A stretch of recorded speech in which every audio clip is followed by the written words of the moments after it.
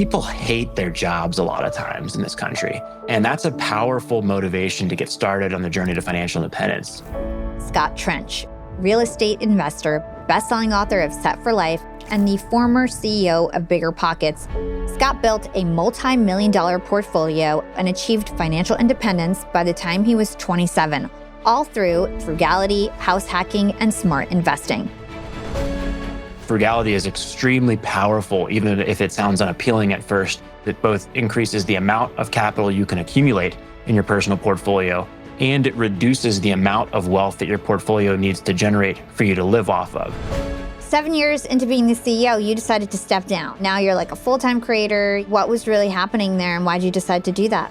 I had set out to achieve FIRE, to retire early and enjoy my life, and I had done well past that point. I want to practice what I preach a little bit. For people who want to start a FIRE lifestyle, what are some key savings hacks? The best answer to that, I think, is to... Yap Gang, are you grinding at your 9-to-5, wondering if financial freedom is even possible before retirement age? Well, my guest today is living proof that it is, and he cracked the code before hitting 30. I'm talking about Scott Trench, real estate investor, best-selling author of Set for Life, and the former CEO of BiggerPockets, which is the world's largest community for real estate investors. Scott built a multi-million-dollar portfolio and achieved financial independence by the time he was 27, all through extreme frugality, house hacking, and smart investing. In this episode, we'll explore Scott's journey from corporate analyst to CEO, why he stepped down to focus on financial education, and how Scott is reshaping the FIRE, financial independence early retirement movement, and also how you can start building wealth, no matter your starting point. If you're new to the show, don't forget to hit that follow button. And you guys are gonna love this episode because it's going to completely reimagine your view on financial independence. Scott, welcome to Young and Profiting Podcast. Thanks so much. I'm super excited to be here. Yeah, likewise. And I can't wait to be on your show. And so you are an expert on finance, on real estate. And I found out that you actually didn't found BiggerPockets. Like when you were first coming on, I was like, oh my gosh, he founded BiggerPockets. And then I found out that no, you were just CEO for 7 years and you actually were their third employee. And it all started when you decided to take a big risk. You were in corporate and finance and you weren't really happy in your job and you decided to take a risk on this startup that wasn't the big BiggerPockets brand that we know today. So talk to us about why you decided to take such a risky leap. When you had everything going for you, you had a cushy job, you were in finance, and you could have just stayed in corporate where it was safe. Sure. So you go back into 2013, and I'm making $48,000 per year with an entry-level finance job, which is good for a kid just out of college at that point. When you talk about risk, the clarity of my career progression, had I stayed in this corporate job, was a much bigger risk to me than taking a chance on something, right? If I were to stay there, I would have gone from financial analyst 1 to financial analyst 2 to finance manager to senior finance manager to finance director, senior finance director. You get the picture there. And in 20 years, I would have been, if things had gone really well, CFO of a large public corporation. Most people don't ever even get there. And to me, that was just not fast enough for my ambition and perhaps the yearn for freedom that I had. And so I began studying, like, what do I really want here? Well, I want time freedom. I want the ability to direct exactly how I spend every waking hour of my day. And the FIRE movement became very attractive to me at that point in time. So I actually stumbled across 2 resources that guided my thinking back in 2013 on my journey. One was called Mr. Money Mustache, a funny named financial blogger who had a really big impact on me, who retired in his very early 30s, and then BiggerPockets. And I was going to combine these 2 schools of thought, or that was my plan. That's what I did. As I was frugal my way to financial freedom. Frugality is extremely powerful, even if it sounds unappealing at first, as a financial lever, because it both increases the amount of capital you can accumulate in your personal portfolio, and it reduces the amount of wealth that your portfolio needs to generate for you to live off of. My plan wasn't necessarily to be frugal forever, but it was to start with frugality to get the compounding approach working. We can talk about that later if that's interesting. The real estate component was the other path to this. I just thought real estate offered a chance for better returns and more stable long-term returns then other areas to invest, which can support time freedom, right? The cash flow from a paid off rental property, for example, is a very reliable relative stream of income compared to other investments, very inflation adjusted. So I decided I was going to house hack, move into rental properties one by one, and be really frugal to save up for those to get the snowball rolling. Amazing. So you basically were a fan of BiggerPockets, is what I'm hearing, before you actually got your first job there. You were third employee, director of operations, and then you rose up the ranks as CEO. Since you were so ambitious, did you ever feel like you were building somebody else's dream during these years at BiggerPockets?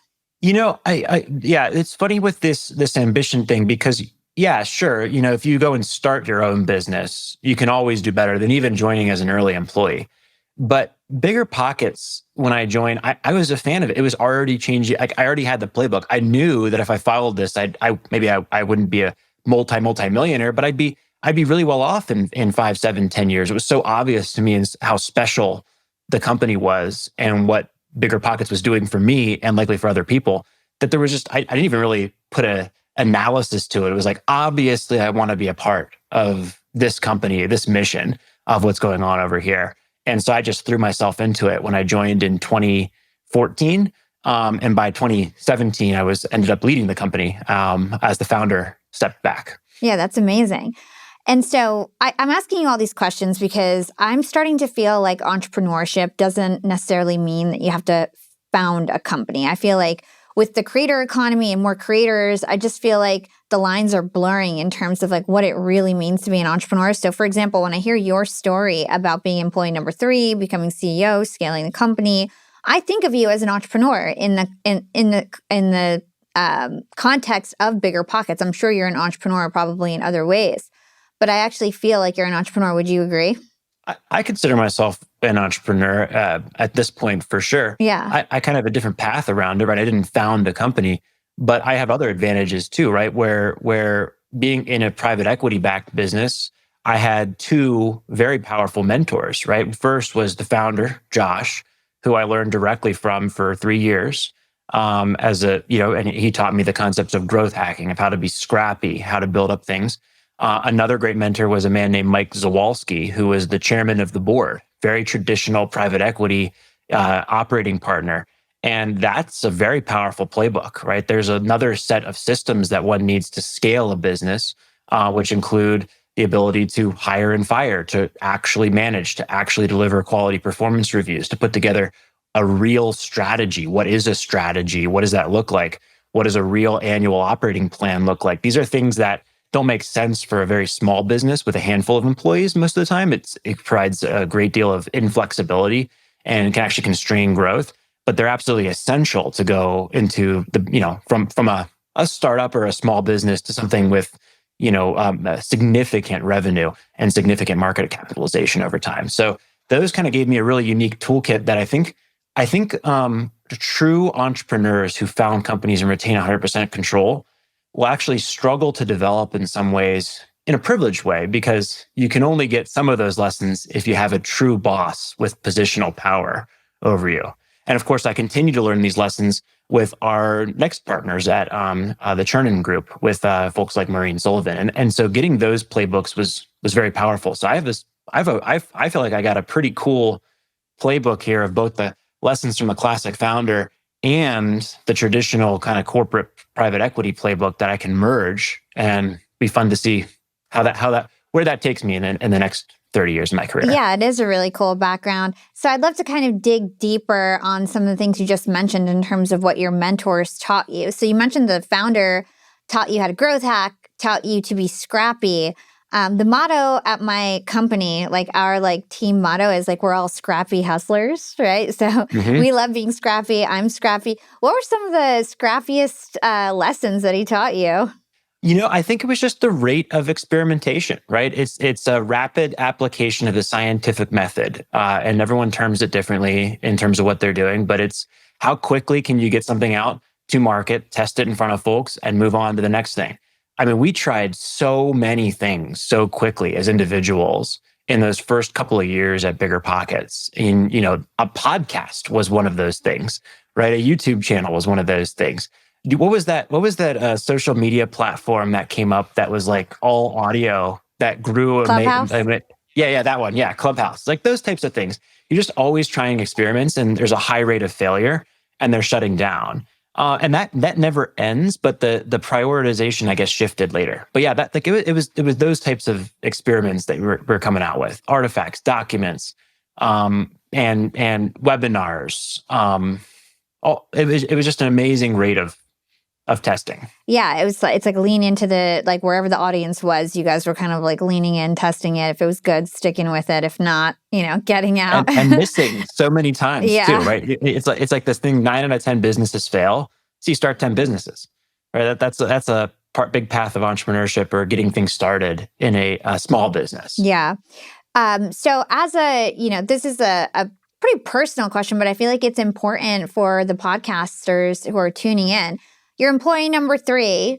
Did you get equity? Did you profit share? Like, did you negotiate for that? Did they give it to you? Like, how did that all work? It's funny. I never, in the entire time I worked at BiggerPockets, I never asked for a raise, and I never asked for. I don't think I ever asked for a compensation adjustment or anything. I said yes to essentially all the opportunities that came my way for the founder. And in those early days, I was 100% loyal. I've always been 100% loyal to shareholders, but it was 100% loyalty to Josh as an individual and the company at the same time, right? And it was just, how can I help? What can I do here? I also just loved the mission. So I would work all day at my job as director of operations, which at a startup means you get the coffee and you do revenue, and all the other things in between, right? And I would just say yes to those opportunities, and things began to develop. Would you like to do this? Hey, there's a sales thing here. Sure, I'd love to go and sell this revenue and earn more money. And eventually, come 2017, founder had to step away, and he said we're gonna sell the company, which makes a ton of sense because you're not going to leave your large company in the hands of 27-year-old Scott at that point. So we decided to go through the sale process in 2018. And of course, I get an equivalent to equity at that point, right? There's a whole bunch of ways to structure it. I got an equivalency to that was based on the valuation of the business at that point. And I was like, I love this company. I love what I'm doing. I love the mission. And someone's going to buy it. I don't know who it's going to be, but whoever it is, I don't think I'm going to be able to fool them. So I don't think I'm I'm this 27-year-old kid. I have to do whatever I can to become a quality president or CEO candidate for this new company, because I don't want someone else to lead the business. I want to do it. And so I just threw myself into it for that entire year to that effect. And I guess I did a good enough job to get a crack at it, where certainly a mentor, a boss, was brought in as chairman of the board. But I was able to get that opportunity to lead the company at that point for the next 5-6 years. That's amazing. I'm hearing so many lessons. Like, you always said yes to the opportunities. You just proved your worth. You weren't like somebody who's always asking for stuff without proving your worth. You were scrappy, you were loyal. What are some other lessons that people can take from this that are trying to climb up the corporate ladder or a growing startup?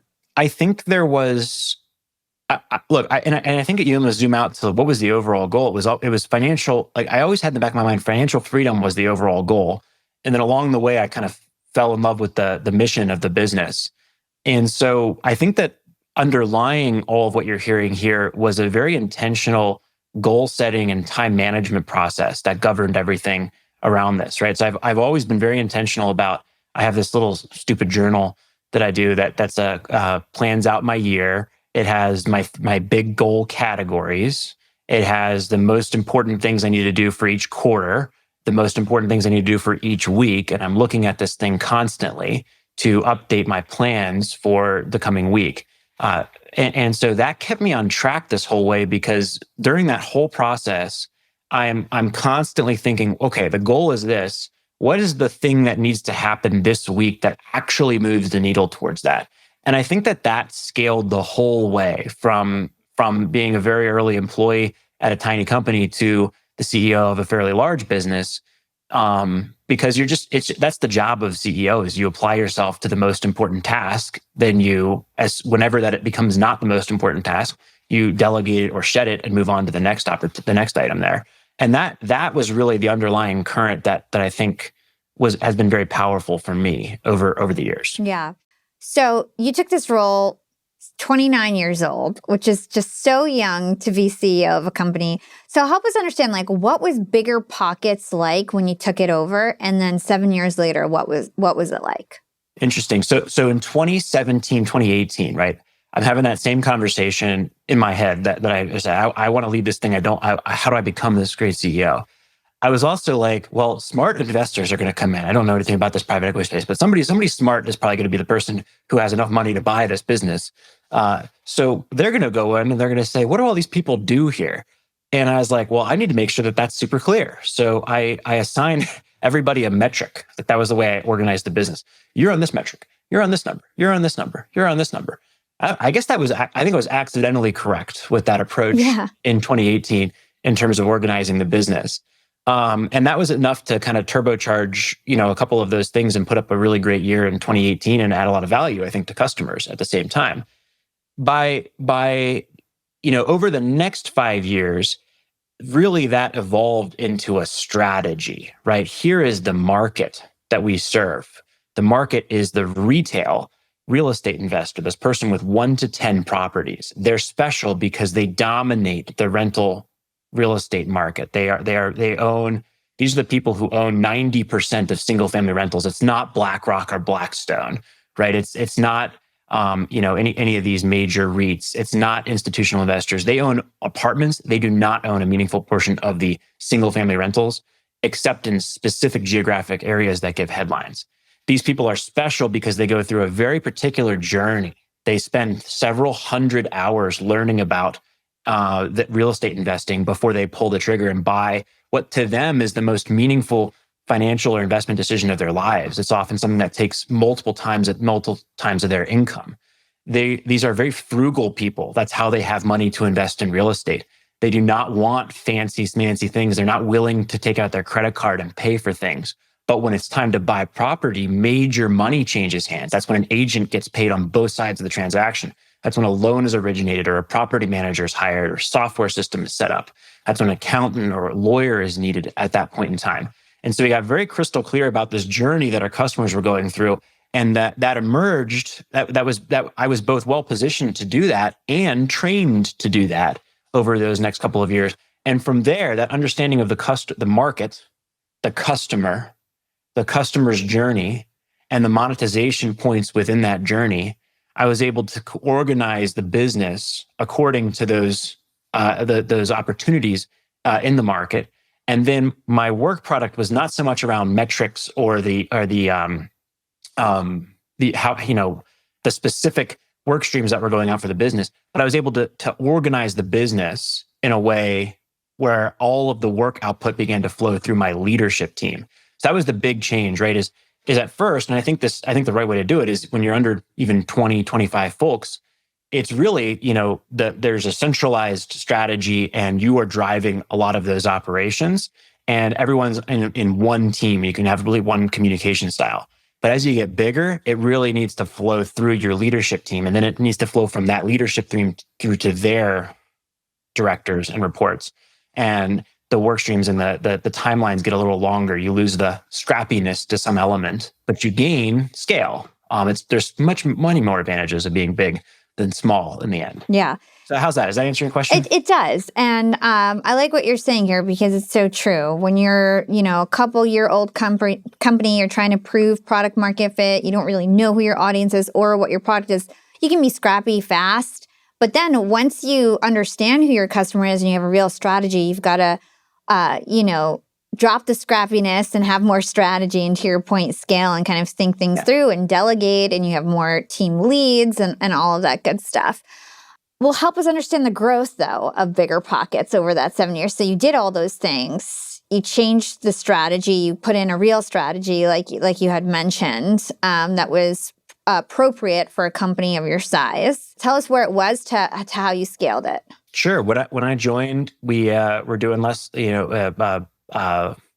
don't know if I can share the specific revenue numbers. I will share that we grew revenue by over 40x. We were profitable the entire way through, and very profitable. Very high EBITDA and free cash flow margins. we grew the user base from less than 100,000 members to, this is a real-time ticker behind me, Oh, of the total number of BiggerPockets members who have ever signed up, to what is it, 3.19 million today. So that's been really fun. There's been huge metrics, like our podcast crossed the 150 million download mark. We sold 3 million books across 4 different titles. And it was never, there was never an event. It was never like, oh, everything exploded at this point. It was just 1% better every week on average, right? With plenty of hiccups and other things along the way. But I remember the moment that I realized, wow, this thing is huge, is when we had a conference in Orlando, and I look out over this sea of 2,000 people, and we do a podcast all the time like this. And there's no nerves or jolts or anything like that when you get on the air for a conversation, for example, with you. But I'm just like shaking. I'm like, this crowd is enormous. When the heck did this happen? When did this tiny little company with this casual meetup become this? Get to this level where we have this huge resort that is completely filled up with real estate investors. Yeah, that's huge. Such an incredible thing that you guys built. So let's talk about the different revenue streams that are involved with BiggerPockets. We're both in the podcast world. I know you're getting podcast ads and things like that. Talk to us about all the different ways that BiggerPockets made money, so people understand what the opportunities are in a media educational type platform like BiggerPockets. Sure. Well, look, I got to tie it to real estate specifically in this context, right? Because it all comes back to that user journey and our strategy.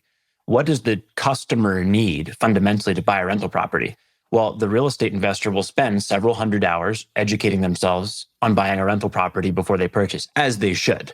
So we provided that education for free in real time through podcasts, the stories of interviews with investors, and all of the little individual or solo shows that were workshops to help build those frameworks. The second thing they needed is, at some point, maybe after 6 months or a year, it's time to actually buy the property. And that's a major moment in the world of BiggerPockets, not even the actual purchase, but the decision to buy, because that's when a customer begins seriously analyzing deals. That's when they begin interviewing agents or lenders to begin working with. They even might be thinking about their property manager or contractors to bid out on properties, right? After they purchase the property, then what happens next is very little. 10 years go by, and the customer is typically only thinking about the property when something's going wrong, or when it's time to get a new tenant, or there's a major repair. So when you think about the dynamic of the industry, that's how we built our business, to serve those problem sets, and solutions to the customer. So our media business, which I would include podcasts, YouTube, social, books, conferences, events and meetups, webinars, and all those types of things. Those were designed to serve really this educational phase for this real estate investor. And my rule for this business was it had to make money. It didn't have to make a ton of money. It wasn't a profit, but you can't scale a negative cash flowing item indefinitely. You can invest in something that might generate cash flow, but the podcast didn't have to be a major profit driver for BiggerPockets. It just had to drive profit, so it was sustainable and scalable over time. So that was, there's unit economics associated with this. If you have below a certain listenership level, then you can't pay a talented person to show up and record for an hour. You can't pay people to edit and produce the videos and all those types of things. And then you can't sell enough advertising inventory to cover those costs. So that was it. We set up actually a number of shows. Some took off and are very successful today, and some dwindled, and we had to shut them down over time. And that's the nature of that. And that was just the rule on that front is, are enough people gathering and listening to this, or the audiences, there can also be a combination of value times volume, right? A audience that is of very experienced business owners, for example, might be small, but they're very valuable to certain advertisers. So there's a component there. But as long as those criteria were met, we just continued to scale the operation with them. And if they weren't, we would, slowly, quietly shut them down or spin them off. Yeah. And so that was kind of the media business. On the next phase was this subscription element where customers would purchase our subscription tools. And that was really geared towards beginning to analyze properties and get going in that purchase decision. And that product over the 5-year period evolved to also include an end-to-end solution. So you would analyze properties, you could manage those properties. We had leases and landlord forms. We had discounts with big box retailers like the Home Depot. And that was really a recurring value for our customers. And then the big growth engine in the last several years for BiggerPockets, and what I think is really exciting, has been what we call the marketplace. An investor needs an agent, needs a lender, needs a property manager. And there's really nowhere to go online to find investor-specific professionals. And so that's what we focused on building in the last few years. Oh, Does that really answer your cool. question? Yeah. I didn't even know that you guys had that marketplace. So very cool. So I love the fact that you've created this audience journey and then aligned products to that actual journey. When you were trying to research this audience, were you deciding who your audience was and then kind of targeting those people and tailoring it? Or were you actually doing research on your existing customer and their journey? Talk to us about that. It was research on the existing customer and journey, right? I would not have been able to articulate this to you 7 or 8 years ago. But I had the advantage in building it. There is no substitute. You cannot run a survey and get these insights. I got these insights because I met with literally 2,000 customers over my time at BiggerPockets, one-on-one. There's 700 of them are recorded on the air for BiggerPockets Money. And that enabled me to get a very clear picture of who the people on our platform were. And then you can design the surveys, right? I meet somebody, I hear something, I'm like, is that actually at scale a problem in our community? Then you put the survey out and you can say yes, no, maybe so. So I think it's almost impossible, for example, for a consultant to come in and tell you these things. To use your business. You have to learn it for yourself over a reasonable period of time. And that scrappiness period where you're almost strategy free in the beginning, I think is absolutely essential to figuring this out and building that base. And then you can begin to refine your understanding of the market more scientifically through the work of a clear, crystal clear strategy. I think until you gain that market understanding, it's just really hard to that makes sense. Even begin to position the research. Yeah, it's like solve a problem, get some sales, and then try to figure out, okay, let's figure out more about this audience and their journey and their struggles. So if somebody was trying to build the BiggerPockets of some other industry, what would you say the blueprint would be? I think it's the same thing, right? It's understanding your customer and customer journey, sizing up the monetization opportunities along that journey, and then building an incredible product by obsessing over that customer journey for a decade or more. So, for example, let's use the business building space as a fun one, right? Or let's use the business buying space as a fun one, because I can more naturally extend that over, right? There's a big interest in buying small businesses out there, and so before anybody buys a small business, they're going to spend, same as a real estate investor, so they better spend several hundred hours learning about how to run and think about operating a business. Then they need to go and actually browse live businesses. Then they're going to need to purchase that business, and they're going to need a broker or some sort of qualitative quality of earnings, like due diligence on that business. Then they're going to need a lender. And then they're going to need support to actually manage that business, like some sort of product business management system, if they're smart, like an entrepreneur operating system or 4 disciplines of execution, or pick your one in there. And so those are going to be your money makers, your major money makers along that journey. There's also plenty of software systems that people can use to run the business. And then you say, okay, how do I build a business that maps to that customer journey and solves all of those problems one by one? And then where do I start? And you can start really in any one of those categories. You can start with the paid, with a high margin software or content behind the paywall solution. You're going to be paying to acquire your customers at that point. Or you can start at the beginning building community where you potentially don't have to pay to acquire customers, but you're going to spend a lot of time building up that audience as an investment in another form. And you eventually look to build a complete end-to-end solution and master as many parts of that, or partner with as many masters in parts of that as you possibly can. How's that? Very good. Yeah, such good advice for our listeners. I feel like you're just dropping so many gems.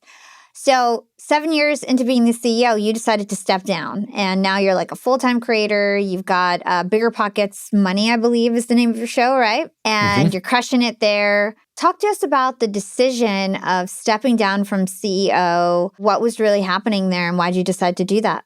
Yeah, well, a couple of things. One, that BiggerPockets was and is, you can see even now, is an obsession of mine, almost to an unhealthy degree, right? I mean, this is my whole world. I would wake up in the morning. I would be thinking about this at night into the evenings. I would perseverate over these decisions late into the night. And I had set out to achieve FIRE, to retire early and enjoy my life and those types of things. And I had gone well past that point by the time we hit that decision point. It was also a very big and stressful job on top of that in combination. So one, it was, I want to practice what I preach a little bit and enjoy my lifestyle a little bit more here. The second was I have some good, I think I have some good strengths as a leader in certain of these areas that we talked about here. But some of the areas that I was not strong in at BiggerPockets, or that I thought we needed a new leader with those strengths, and we're the technology world. I'm not a technologist by trade. Building, incredible products. We built some incredible products, but building that next level, personalized, data-driven experience with a true underpinnings of a scalable technology platform. That was something I felt that we needed a new leader to achieve. And similarly driving that database component. And the second piece was, we did a really good job at BiggerPockets of helping our members get started building their real estate portfolios, really helping new investors buy 1, 2, 3, 4 properties. But the professionalization of a real estate business was not something that I had focused on as part of our strategy, and not something that I had a specific skill set in. And so that's when we were thinking about it. That's where we found this new CEO, Ale, who has that deep technology and management experience. And the last part is, I really, I love real estate, but real estate is like the drill, right? People don't want real estate. They want the whole financial freedom. And real estate's a very good way to achieve financial freedom, but it's part of a broader toolkit. And that is really where my passion lies. And so that's what I've been focusing on the last few months in particular, is and it's the same framework we just discussed here with it. What is the journey to financial independence that people are taking? Who is the typical person that is going along that? How do they get there, right? There's a dive-in period, and then there's a grind for 10 years where people work their jobs or their businesses and just maintain a big gap between their income and expenses to accumulate a big enough pile of assets to retire early. And then there's a actual transition to retirement. How do we actually solve those problems for folks in a really interesting way over the next couple of years and build something world-class there? And that's a particularly fun challenge for me that I feel really well equipped to go after. So you're kind of broadening out just outside of real estate, is what you're saying. Yeah, real estate is one component of the journey to financial independence, and only about 27%, that's a pretty precise number there, of the FIRE community use real estate as part of that journey. And so it's a tool, but it's not the main story for a lot of folks that go about it. It's not one that everybody uses. But I think that by being strong in real estate, that will help me think about the other ways to help people achieve FIRE and how and when to incorporate it. Yeah. So we've mentioned FIRE quite a lot so far. So I think it's worth it to define it and start, going down this path so people understand what it is. So FIRE stands for Financial Independence, Retire Early. And it's a concept that really blew up in 2010-ish with a lot of millennials, where people were practicing extreme frugality, saving, and the goal was to retire at 35. And there was lots of principles that went along with it. So talk to us about what was the first wave of FIRE that you were involved in? What were the principles? And then now, how do you think about FIRE, as time goes on? Yeah, I think you described it really well. I think I would say that this wave of FIRE influencers in the 2010s, early 2010s, which I'll throw out the Mad Fientist, all these funny names. Mr. Money Mustache was in there. There was an earlier retirement extreme blog out there, and it really kind of hit this. It really kind of reset. What is this American dream? The American dream, I think, used to be white, house on a hill with white picket fence. And I think that shifted around that time to this concept of some level of financial independence and time freedom. And it's continued to shift in that direction and evolve since then. I think FIRE at that time also was grounded in savings rate. So it was simple. It was as simple as, you're going to just save a tremendous percentage of your income by cutting back your expenses. And some people took that to the point of such extreme, it took it so extreme that it was very off-putting to a big portion of the population. And I think that is beginning to shift to a large degree. The spending is still a central tenet in this, but I think that what I'm learning and have observed is that it's really important at the beginning of the FIRE journey. If you actually want to retire early, yes, you do have to adopt these extreme low spending principles for the most part, or you have to be an outlier on the income production or entrepreneurial side.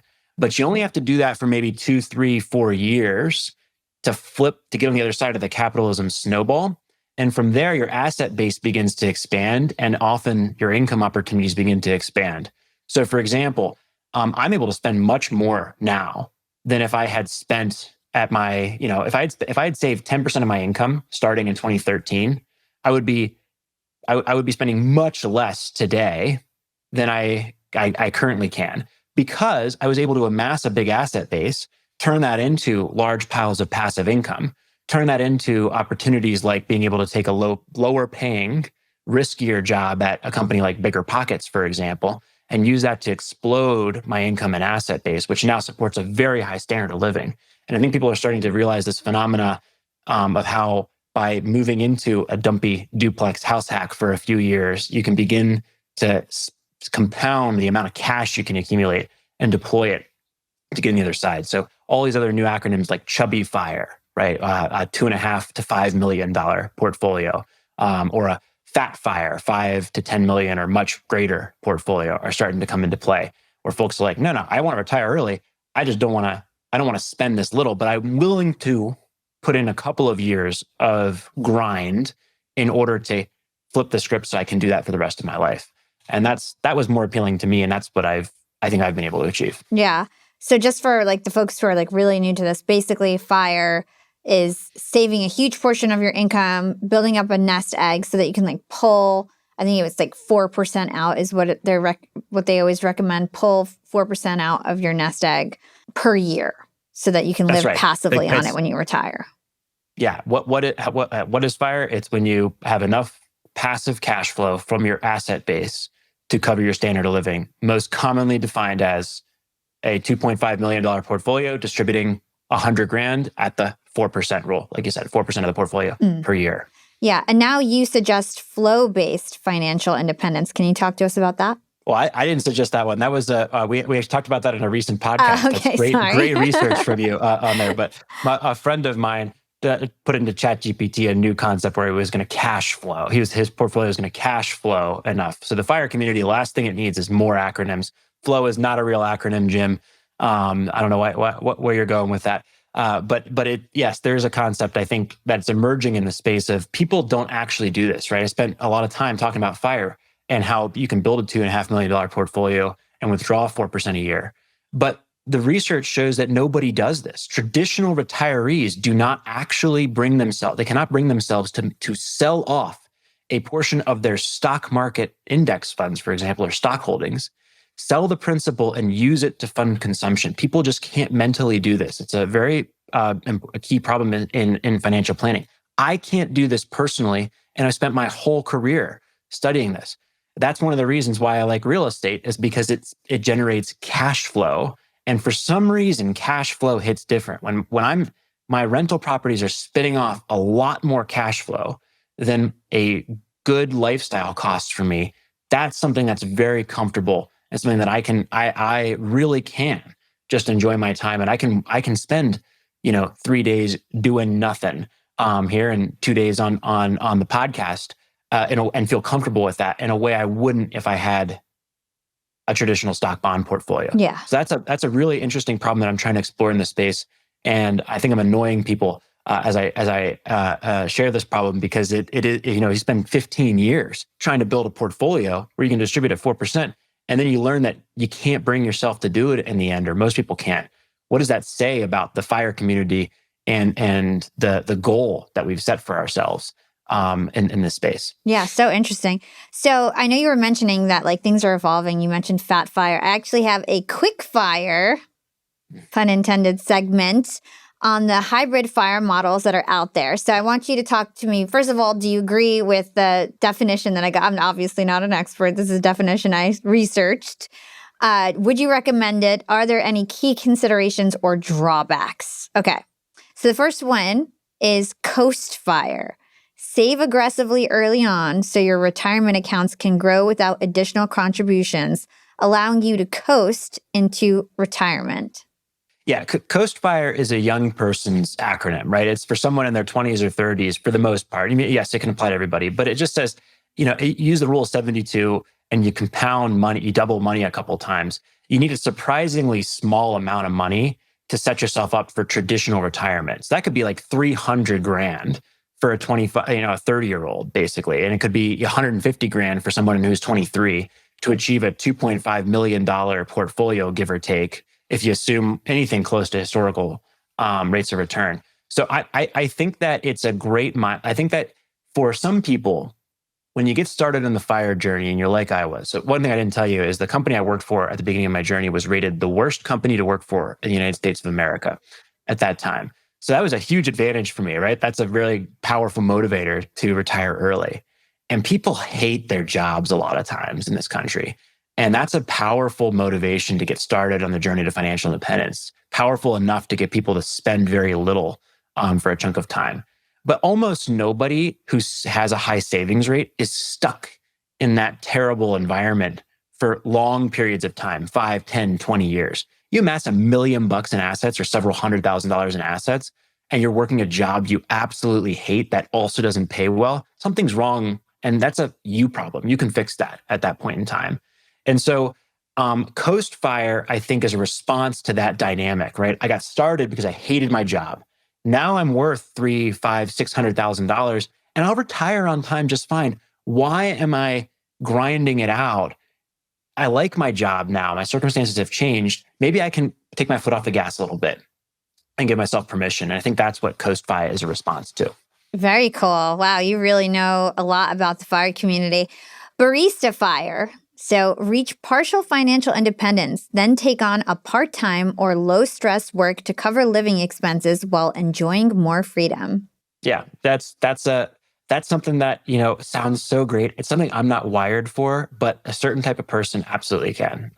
You just go and travel the world and make enough money to cover baseline expenses, and you're probably Coast Fire or ready to will be able to hit the rest of retirement or can supplement the rest of that small amount of income on that part-time work to enjoy life. So that's a wonderful way to go through life, but something that I as an optimizer, a min-maxer, could not personally do. Slow financial independence. Prioritize balance and purpose over speed, intentionally slowing the journey down to financial independence to enjoy the ride. Much healthier than what I did. Okay, Fat Fire. Retire early with a high standard of living, typically $3 to $5 million in assets for people who don't want to budget or downsize their lifestyle. Yeah, this is an entrepreneur or executive's world. So I'm privileged to be in this bucket personally, and I think it will become an increasingly more popular goal among the millennial generation, especially as wealth transfers from older from boomers to some of those millennials. But yeah, that's essentially everyone wouldn't mind being Fat Fire. Yeah. It's what's the cost to get there going to be on you? Yeah. And to your point, you usually have to be some sort of an entrepreneur, make a ton of money in order to save that much money. Lean Fire. So this is the opposite of Fat Fire. Retire early on a minimalist lifestyle, often with annual expenses under 25 to 40K. Very frugal and focused. Yeah, typically see that in more rural areas. Well, very cool. Now, one question that I have, since, you were very extremely frugal, we're opposites. I was never frugal. I always spent a lot of money, but I am really good at making money. And I always had the opposite, I'm just going to make more money so I can buy whatever I want. I'm just going to make more money so I can buy whatever I want. Ended up, launching Yap Media. We're going to hit 8 figures this year. Sorry, not 10 figures. I wish 8 figures this year. So doing really well. And do you ever feel like having a frugal mindset or saving a lot really is just like a scarcity mindset, or might prevent people from having abundance because they're just so scared of spending money that they might not be attracting money? Yeah, this is a huge problem in the FIRE community for a lot of folks. It initially Because if you want to retire early, right? Retire early is a fundamentally different goal than build an 8-figure business for most people. Some people will go on to retire early and then build an 8-figure business, but it's a fundamentally different goal. And it is, I think we, like you and I love what you put out. We're fundamentally different people in the way that we view some of these things, right? I was very uncomfortable spending money, and there's a huge hoarder problem in the FIRE community for a lot of folks. I think I've largely escaped the worst of that. You certainly would not visit my house and say, this is what a cheapskate here at this point. You would have said that about me 8 years ago. It was, I think I didn't install a heater in one of the duplexes I lived in for my section of it until the winter came in there, because I wanted to accumulate wealth there. But I also think that the goal was never to live frugally indefinitely. It was, I'm living frugally for a reason right now, because there are levers on this journey. I can spend less, I can earn more, I can create, or I can invest. And I had no assets to invest. I didn't have an entrepreneurial skill set to create. And I was maxed out on the income front for what was possible to me in the immediate future at each point, in those first few 3, 4, 5 years. And so frugality was my lever in order to accumulate wealth at that point. And as that has no longer my key lever, it's much more important for my financial position for me to build my business or manage my investment portfolio than it is to save $1 or save $10,000. It's just so much more important for me to focus on these other levers that I've stopped worrying about it, and I spend pretty freely at this point. But I feel very comfortable doing that from my asset base in a way I wouldn't from business or earned income. Yeah. Was there anything that was a mindset shift with that? Maybe something you recently bought or something that you bought that you would have never bought before that now you purchase? So I would say there's a number of things. My house, I've got some fun toys in the house. I've got a home gym. I've got a sauna. I bought myself a Tesla Model Y. I probably could have gotten an X or something, even more fancy, but that was fancy to me.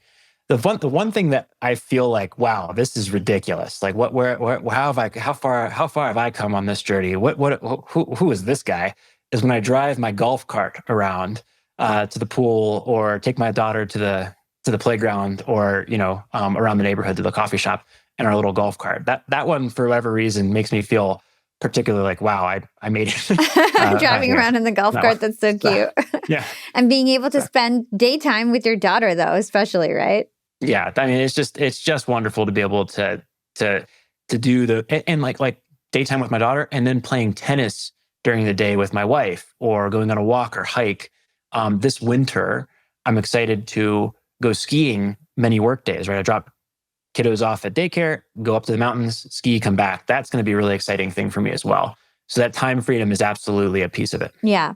Okay, last question on savings. So for people who want to, start a FIRE lifestyle, what are some key savings hacks? Like, where can people save the most money, especially in their 20s and 30s? Sure. So, and I start and this is a little different from folks listening to Young and Profitable. You're not going to be at a median income for long if you listen to a podcast like this. You may be there now, but you do this for 3 years, you're not going to be there for a long time. But I always start my observations with, what does the median American spend money on, right? So the median American household spends about $43,000 per year. A median one-person American household, a median American household spending is a little closer to $70,000. But a one-person American household median is about $43,000. And about 60% of that is going to be between housing, transportation, and food. Most people say many people have said historically, the best way to do this is to control variable expenses like eating out, entertainment, those types of things. But it's obvious, if you want to actually retire early, that housing and transportation are your two biggest levers. And the best answer to that, I think, is to put yourself in position to house hack, where you buy a property and rent out the other rooms, even for just a year or two. If you can do it for a couple of years, you're going to get rapidly on the other side of this financial, the capitalist snowball here. Even if you never make it in business, or your career never really takes off on the income front, this can be a very powerful way to build a multimillion-dollar retirement portfolio or thousands of dollars in cash flow. And then the second, on the transportation front, it's drive a beater, drive a paid-off economy vehicle like a Corolla, a Civic, or something like that, and do it for a number of years until, again, you get on the other side of the snowball. After that, you can double your spending in some of those entertainment categories and come out way ahead. And I did this for my 20s. And if you visited my house, you'd have been appalled, but you wouldn't have known that if you saw me out with my friends downtown or, in Denver, or going out on trips or whatever. I was still able to spend on those things. I just could accumulate so much faster because my housing and transportation expenses were so low. And then I meal prepped most of my meals the rest of the time. If you do those 3 keys, you're going to come out way ahead financially. And you don't have to do them forever. You just have to do them for a couple of years to get on the other side of the snowball. Yeah. Looking back, if you were in your 20s again, would you have done it exactly the same, or would you have done something different? I would have done it almost exactly the same. I feel like I had, I talked to a friend recently, and and we're both dads now. Both have mustaches. He has a full one. I have 2 mustaches because I don't grow any hair right there. We were talking about it, and he's like, "Gosh, I wish I house hacked. We did the same stuff there. You partied just as much as we did." On that, and that was a fun little. I had fun. We had fun there, and I wouldn't have changed a thing there. I wish I could have brought a couple more friends along with it too, so that they'd be a couple more 100,000 or a couple million more ahead. Yeah, it's so cute. So let's talk about real estate before we go. Of course, I've got to ask you about real estate. So you talk about how real estate is not a get-rich-quick scheme. So what do you think are some of the common misconceptions from those people that are tuning in? Now, I've got a lot of, I would say, 20 to 40-year-olds, average age is probably 30 years old, who listens to this podcast. A lot of us are scared of buying real estate. So talk to us about some of the misconceptions. So let's just zoom out and think about what a rental property is, right? If I buy a $500,000 duplex, some people say that's crazy cheap. Some people say that's crazy expensive, depending on where you're listening from. I buy a $500,000 duplex and it generates $40,000 in income. What I'm buying is an inflation-adjusted store of value and an inflation-adjusted income stream. So over 30 years, it's going to be roughly worth $500,000 adjusted for inflation. And it's going to generate roughly $40,000 adjusted for inflation at that point in time. If instead of buying a $500,000 duplex, I buy a $2 million apartment complex and put $500,000 down, I'm buying a $2 million asset that will be worth $2 million in 30 years.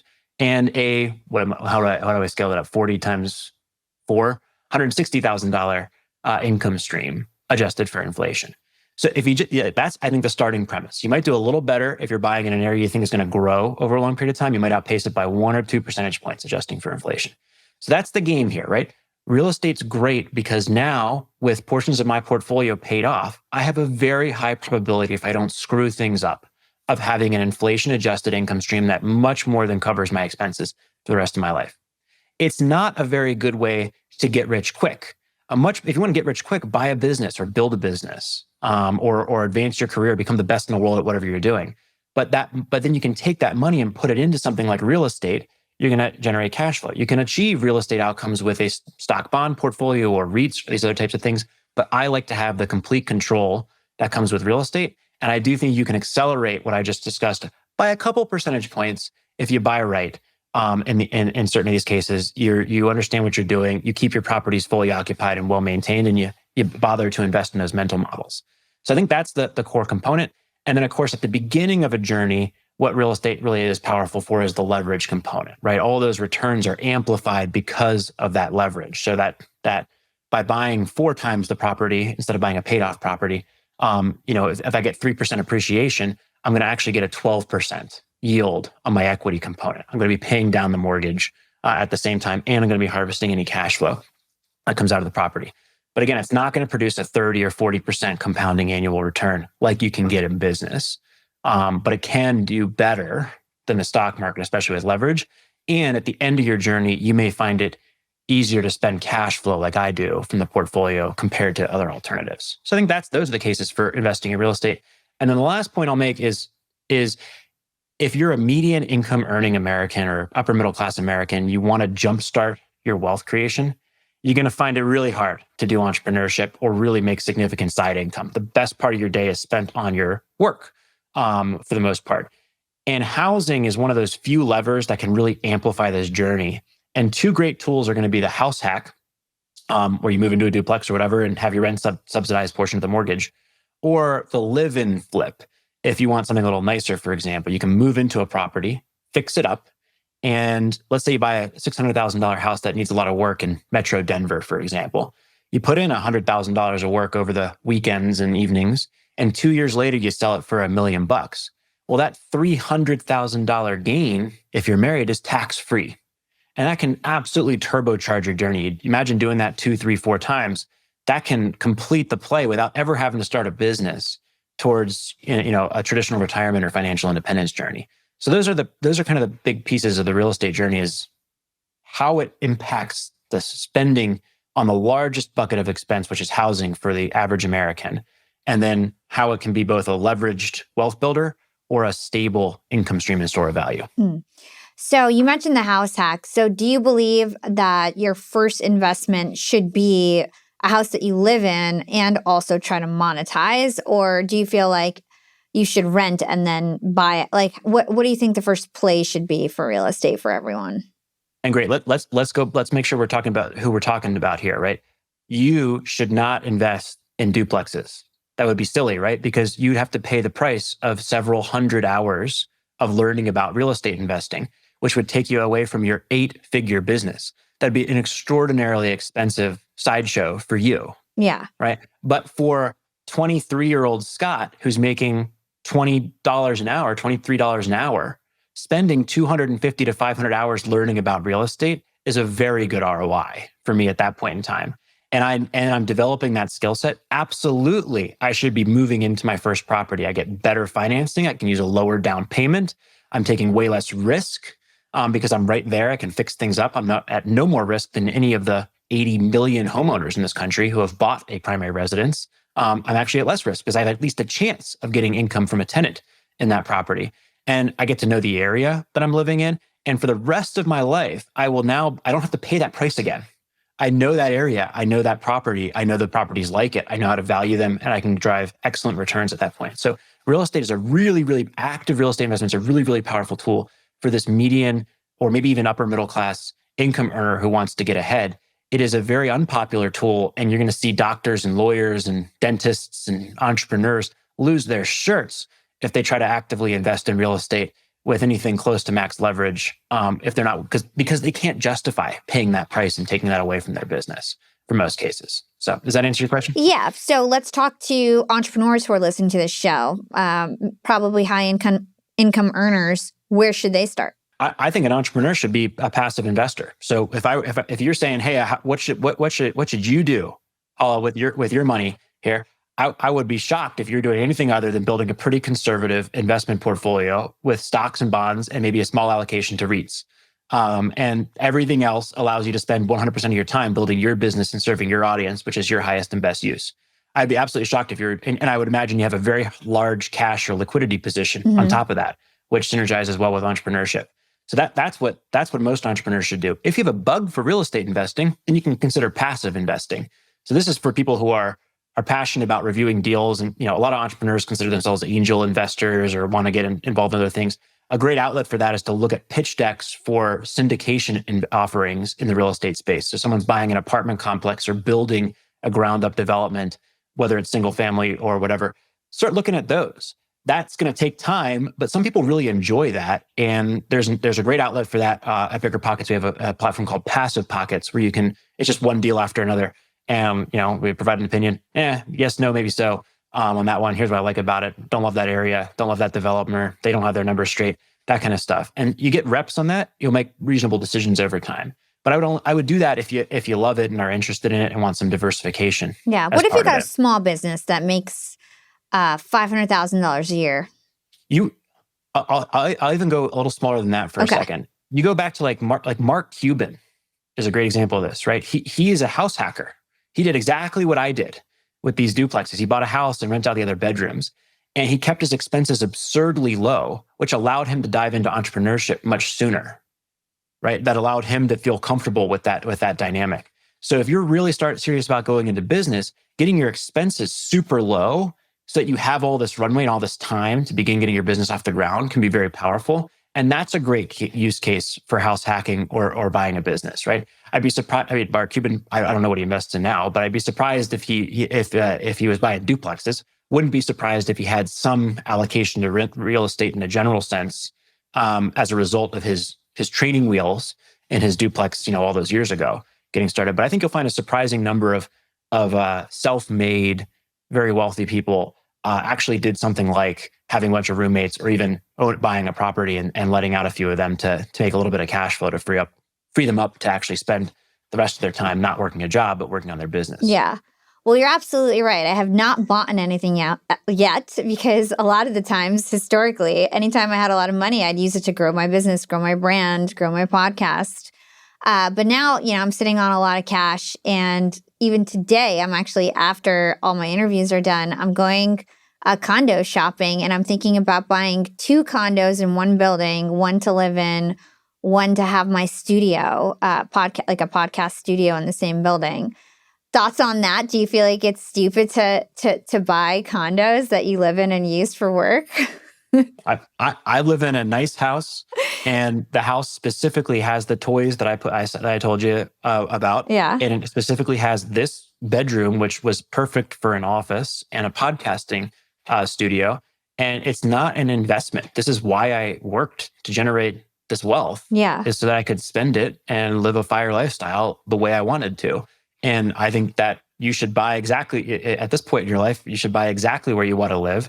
You should get all the things that make convenience, that would help your business be convenient and successful.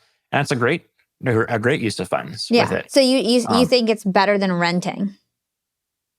That's really what I'm getting at. Like, do you feel like it's better than renting, or do you think like buying I'm buying because I'm like, I have the cash. Why not? It's an investment. I live in Austin. It's cool, hot spot. I'm going to get condos on the water. I think it's going to be worth more if I ever want to move over time. Or do you feel like renting is smarter?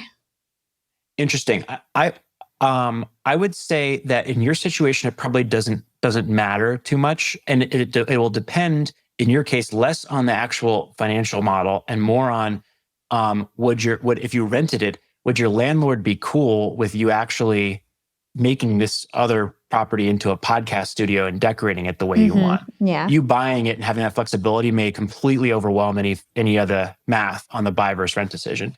But I would bet that if you ran should I buy or rent on the condo, that it would say you should rent instead of buy, unless your timeline for ownership is at least 10 to 12 years. That'd be my guess without knowing anything else about what you're asking. Yeah, that's kind of what I thought.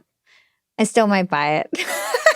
No, that's great. But again, there's like if I rented this house, I'd be way better off. But I bought the house, and why'd I buy the house? Because I plan to be here through my daughter's 2, my other daughter's 4 months. I plan to be here at least through their high school graduation. Yeah. I wanted to live a certain lifestyle. I can't get my own grill at a rental the way I want, right? I set it up. I can't install a sauna in my basement at a rental. I can't install a home gym, or I wouldn't feel quite as comfortable with that. I couldn't build a custom office. So there are other considerations besides the financial that overwhelm them. And in my case, obviously pointed to buying. And I think that could be true for you as well. So you were mentioning that there's multiple routes to financial independence and that you've been doing a lot of research and thinking about this. Talk to us about some of the ways that you're seeing that are really hot right now in terms of achieving financial independence, aside from just real estate and saving. I think it really does come down to your savings rate. And so typically the FIRE community is typically going to be people who are committed to the 7 to 15 year grind that is keeping my spending at a pretty controlled level, watching my career blossom. And I think people wake up over time and they're like, oh, I'm actually fairly close to this FIRE number. What do I do? So I don't think that there is like a hot new way to get to FIRE, right? The obvious components are keep your housing expenses low through house hacking, starting a business, but these are nothing new. What I think is new to the community is we're seeing a huge population in this country that are actually millionaires. I think there's 22 million millionaire households in this country. And I think people, and there's a big wealth dichotomy, so there's plenty of people at the bottom too. But this surge in the millionaire population and people who are technically at this FIRE level of wealth, I think is really catching a large amount of people by surprise. And from there, I think what's emerging is, oh, I'm so used to investing very aggressively. Like if you talk to most people listening to this, they probably have a 100% stock portfolio and no diversification outside of that asset class. Maybe they're in stocks and Bitcoin, or maybe they have a highly leveraged real estate investments, but nobody has a conservative portfolio in this space. And I think a lot of people have this stated goal of time freedom, and the cost of time freedom for most people is going to be a less aggressive investment portfolio. So I think that's what's really new in this space is huge chunks of the community waking up and being like, I'm actually kind of rich right now. But I can't, but I'm so used to hoarding. I'm so used to spending very little, and I'm so used to investing aggressively, and I can't shift my brain to actually putting together a conservative portfolio and spending anything close to what I'm capable of.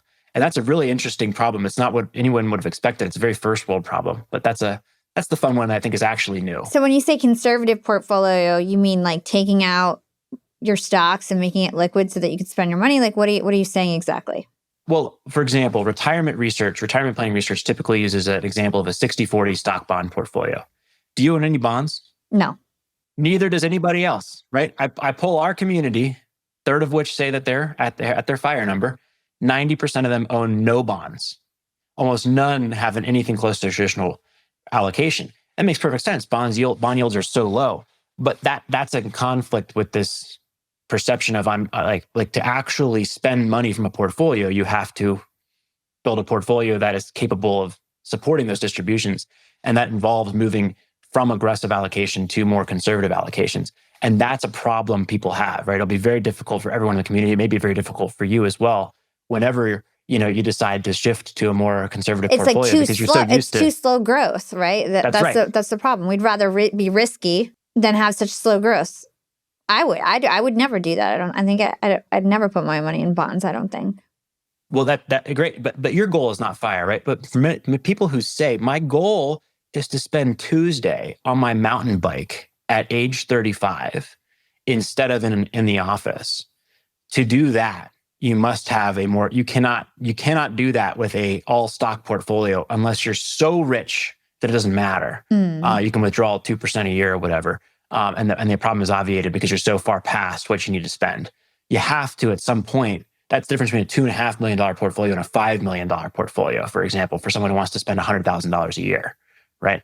The all stock portfolio, because it can crash 50 to 80% once a generation and take years to recover, does not support the actual distribution of those funds from a portfolio. Yeah, makes and that, sense. I think, is the problem that the community is grappling with is they're so used to aggressively building a portfolio, and they've trained their brain for so long and grinded for so long on that shifting to actually selling off the stocks, much less even moving to a more conservative portfolio allocation, it's impossible for them. It's not happening. That makes in a lot of large sense. numbers. And then with inflation, do you find that kind of is messing with everyone? Because if people are pulling out, $100,000 a year nowadays, like that's not even a lot of money. All the retirement rules of thumb are inflation adjusted. So like the 4% rule is adjusting for automatically adjusts for inflation and assumes that's the real amount if you're going to withdraw 100,000 in year one, you're going to increase your distribution in year two with inflation and withdraw 4% of your portfolio. Got it. So on and so forth. Got it. Yeah. That makes sense. Okay, cool. So I end my show with 2 questions that I ask all my guests. You can just answer from your heart. The first one is, what is one actionable thing our young and profiters should do today to become more profitable tomorrow? I think you have some kind of goal setting or time management system that says, here's what I want in some reasonable period of time, 1 to 3 years. Here is what I need to do in the next 90 days to get there. Here's what I'm going to do this week to get there. Bonus points if you do today. But if you do that and you sustain it for several years, you're going to see, it's going to feel slow in the moment, and you're going to look back and be like, whoa, wow, I made a ton of progress. So that's the first answer I'd give. Love that. And what is your secret to profiting in life? And this can go beyond business, financial. I'm going to cheat and say, I think it's the same process for my life, right? My first 2 goals are be a superstar husband and father. And I have a fitness goal of I have various benchmarks of what I hit next month by the time I turn 35. Then it's my business goals. And I treat them first. Monday morning, I am planning a date for that week. I am planning the development activities for my daughters, and I'm getting my workout schedule done before 9, 10, 11 o'clock before I actually turn it to work and actually building the business. Wow.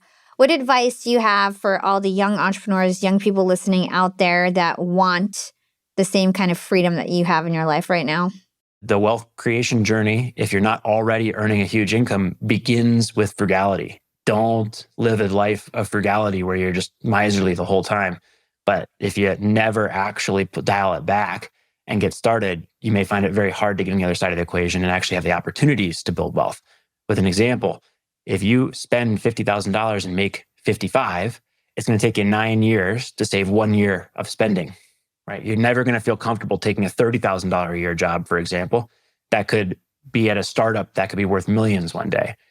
If you spend $25,000, a very, very frugal lifestyle, you're terrible, right? For that huge sacrifices compared to what you're capable of. Well, if you do that for just 1 or 2 years, you're going to rack up $50,000, $60,000 in cash. And that job that I just discussed is going to look like a real opportunity rather than a risk or threat. And so I think that's the biggest one I'd have there. It does not preclude you from building more income. Time management, scalable careers, becoming the best in the world are more important than that. But many will find that that's the true blocker to actually jumpstarting their path to being world-class. Scott, this was such an inspiring conversation. I feel like everybody learned a lot. Where can people learn more about you and everything that you do? You can find us at BiggerPockets Money. Go to YouTube and type in BiggerPockets Money, wherever podcasts are downloaded. You can find us on Apple Podcasts or Spotify. And then I'm at Scott_Trench on Instagram. Amazing. Thank you so much. Thank you. Well, guys, I really enjoyed this conversation with Scott, and there were so many gems, but what really stood out to me was how clearly he broke down the realities of the FIRE movement. He doesn't sugarcoat it. If you want financial independence early in life, Scott believes that you have to be willing to adopt extreme frugality for a few years at least. And that's not just budgeting a little tighter, it means living entirely differently. It means house hacking, driving a beater car, meal prepping, and aggressively cutting your expenses. That's exactly how Scott saved over 50% of his income in his 20s, and that discipline laid the foundation for everything that came after. But what I appreciated most was his warning to not let frugality become your identity. Use it as a tool to build your freedom. But once you've built a solid foundation, let yourself graduate into abundance thinking. FIRE isn't just about freedom from a job. It's about freedom to choose what to do, who to work with, and how to live. One line that stuck with me was this: you can't afford to hate your job if you don't have savings. You also can't afford to become an entrepreneur if you don't have savings. So you're gonna need to save at some point. And that hits hard because without savings, you're stuck. You're forced to stay in environments that drain you just to survive. You're forced to stay in a job that you hate. But when you start building that financial runway, you open up the door to bold decisions, getting a new job, starting a company, starting a side hustle. You open the door to your full potential.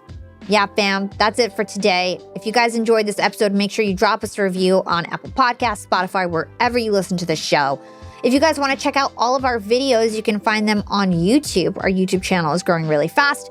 You guys can also follow me on Instagram at Yap with Hala or LinkedIn. Just search for my name. It's Hala Taha. And of course, before we go, I've got to shout out my amazing Yap production team today. I want to specifically shout out Jareen. She's a new hire, and she's been crushing it on the scripting, researching side. So thank you so much for all that you do, Jareen. You've been really picking it up. I really appreciate you. This is your host, Hala Taha, aka the Podcast Princess, signing off.